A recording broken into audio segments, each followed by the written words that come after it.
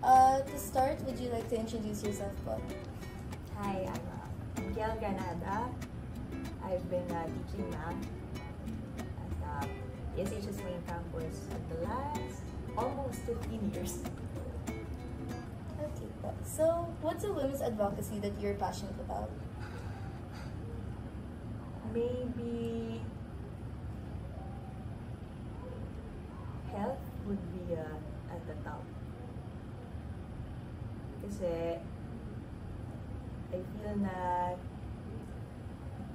merong barrier dun pa lang sa pag-try na pag-ask for help dun sa mga certain things that only women go through. Growing up, I'm fortunate na hindi ako nagkaroon ng mga malala na dysmenorrhea that some of my batchmates used to have, na as in mag-absent sila dahil masakit talaga. And thankfully, second-hand ko lang siya na-experience through yung mga stories nila, mga close friends.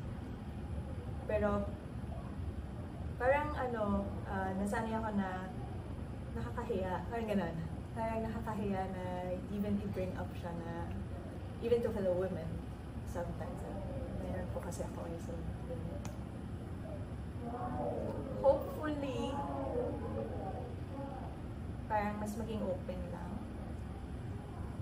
yung most basic lines of communication man lang to express that there is a health concern and kailangan siya ma-address. What struggles have you encountered growing up, studying, or working as a woman? Sobrang payat ko eh. Growing up, thankfully na gain na ako ng more weight now kasi as in, yung itsura ko noon, yung matutokso ka talaga na lang payatot.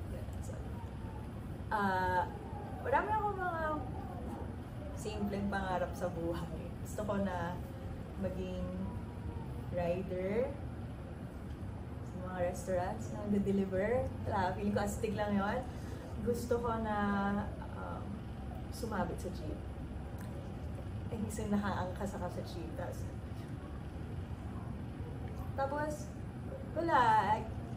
At least, well, dun sa rider, natutuwa ako ngayon na marami ng mga babae na nagiging riders na sila. Pero yung sa jeep, mag-e-effort pa lang ako na sasabit ako, tapos papapasukan ka na agad. Tapos papaupayin ka na agad sa loob, tapos parang gusto ko gawin eh. Feeling ko, yung pinaka tumatak sa akin, yung physical na limitations. Growing up as a woman. Feeling ko actually, kahit yung lampayatot na lalaki, makakasabit sa jeep eh. or magagawa yung mga other things. Pero dahil babae ka, uupo ka. Parang gano'n. Not that hindi ko na-appreciate yung gesture, pero siguro masyado lang ako na-apektuhan personally na pakiramdam ko hindi ako capable dahil sa yun, isa akong maliit na babae. Have you found any way to cope with those struggles that you mentioned?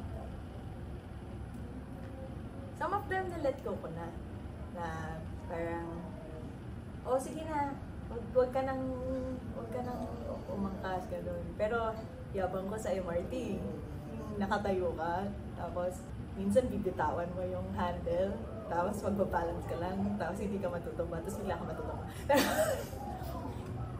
Minsan nagkahanap ako ng substitute, tire substitute na experience, para lang, kasi hindi naman siya tungkol dun sa jeep eh.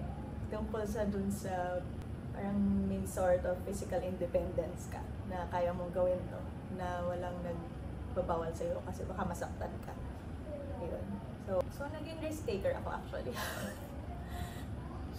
Tapos, dun sa rider, college nag-aral talaga ako mag-drive ng motor. So, even in some of the years na nagtuturo dito sa Visayas. Tapos, nakikibarkada ako dun sa mga guards. Sabi ko, Kuya, saan paparada? Feeling ko, yun, yung naghanap ka na lang ng ibang venue na ma-express mo yung baka ang hinahanap ko lang thrill eh. Tapos may mahanap lang ako na na something else na pwedeng gawin. What would you say are the unique joys or wonders of being a woman? Unique joys? Parang ang hirap mag-identify.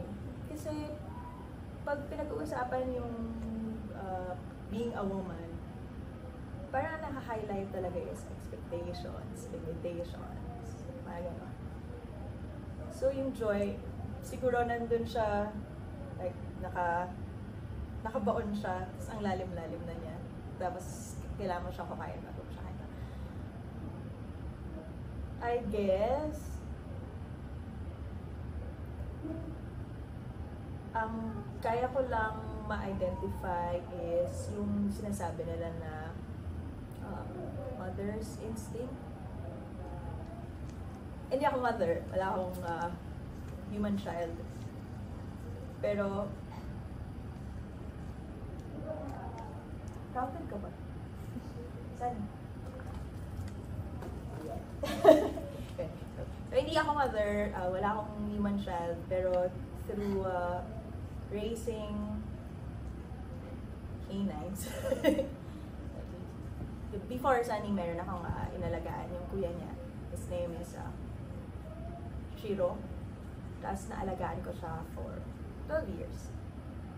So, naramdaman ko doon sa process na yun na parang automatic na kapag may kailangan siya, ipaprovide mo. Parang gano'n. Na kapag may masama siyang nararamdaman, nagpapanik ka. Tapos, pupunta ka na agad sa vet, ganyan. Tapos, hindi ko alam exactly kung saan nanggagaling. Pero, yung meron kang connection dun sa child na drawn ka lang talaga or basta gusto mo lang na maalagaan siya the best way that you can. Parang lagi kang apektado. In good ways or bad ways, pagdating dun sa bata, parang laging ikaw yung pinaka-affected. Hindi lang about taking care of my dogs, kasi yun yung pinaka-evident. Sa teaching profession ko, parang nagiging secondary children mo na rin kasi yung mga students. Humbled ako every time na may student na lalapit sa akin, mag-open up tungkol sa mga personal na problems. Wala nang kinalaman sa math at all. Lalapit sila sa'yo kasi trust ka nila, kampante sila mag-open up sa'yo. So, feeling ko related pa rin yun dun sa nabanggit ko na instinct. What's the most important lesson you've learned being a woman? Ako, sobra kong in-embrace yung pagiging masculine. Ewan ko, parang, siguro dahil panganay, thankful ako na nung bata pa ako, walang nag-discredit nun. Ako personally, nakatulong sa akin yung pag-embrace ko sa pagiging masculine. Dahil maraming skills na attributed to men na hindi ko kailangan na maghintay ng lalaki para tumulong sa akin para gawin. Napaka-empowering niya, hindi dahil yung ginagawa ko ay quote-unquote trabaho ng lalaki. Pero dahil nagagawa ko yung gusto kong gawin. So, yun. So, sabihin na lang natin na associated sa pagiging masculine. Itong mga bagay na to. Hindi ko dapat forbid yung sarili ko na i-try sila. Who are the women you look up to the most? Siguro ang pinaka nakaka-relate to ako is si Carrie Fisher. Siya si Princess Leia. Pass away na siya. Pero pag pinapanood ko yung mga interviews niya, sobrang niyang candid. Wala siyang pakialam sa kung anong iisipin ng ibang tao sa lumabas sa bibig niya. Basta sasabihin niya kung ano yung gusto niyang sabihin. What's something that we can do for the women in our lives this Women's Month? Siguro maganda na i-surprise natin sila paminsan-minsan. Kasi madalas sila yung nag-aalaga sa household, sila yung gumagawa ng halos lahat ng bagay. Pumunta sa grocery, luluto, maglalaba, magplansya. Magandang i-surprise sila na, alam mo yun, tapos na. Yung gagawin nila dapat, tapos na. O kaya, something na related. Kasi alam ba, yung nanay ko mahilig yung mag-grocery. Well, siya talaga yung nag-grocery. Nag-grocery siya, pero madalas yung i-grocery niya, ang mindset niya talaga para sa bahay, lagi, baka kalimutan niya yung sarili. Right? So minsan, pag lumalabas ako, tapos, punta ako ng coffee shop, bili ako ng drink. Minsan magte-take out lang ako ng extra, tapos ibibigay ko lang sa kanya. Minsan ganun kasimpleng bagay. Kasi yung oras, this goes to yung mga nag-aasikaso ng household, yung oras na binibigay nila sa household. Sobra-sobra. Tapos yung oras na matitira para sa sarili nila, sobrang kulang. For our last question po, what's your message for our future generations, especially young girls? Yung experience ko, I think, na nag-grow up ako leaning dun sa masculine side in the sense of wanting to be able to do what men can do. Sobrang naging helpful nun sa akin. Pero, hindi siya para sa lahat. Siguro, ang pinaka-ma-advise ko lang sa young women, mag-listen sila, listen closely sa sarili nila, kung ano yung gusto nila na i-pursue, kung ano yung mga dreams nila, tapos try nilang i-deafen yung sinasabi ng lahat sa paligid, para lang marinig muna nila kung ano yun. Hindi yun fixed. Kung ano yung gusto mo ng bata ka, a few years after, iba na yun. So, kung ano man yung dream na yun, allow din nila na yung sarili nila mag-grow. So, mag-grow yun alongside dun sa pag-pursue nila ng dream. Unique yun sa bawat individual.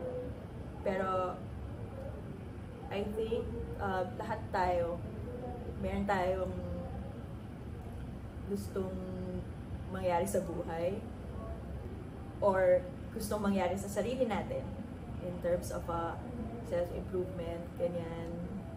Or gustong mangyari, gustong magawa para sa iba. So, iba-iba yun. I think, yung best time para malaman talaga kung ano yun, nasa around high school. So, magulo yung isip ng mga tao ng high school. Pero nandyan yan. Gumugulo lang lalo kasi madami tayong naririnig around us. Kailangan talaga pakinggan lang natin yung May papahabol ka pa?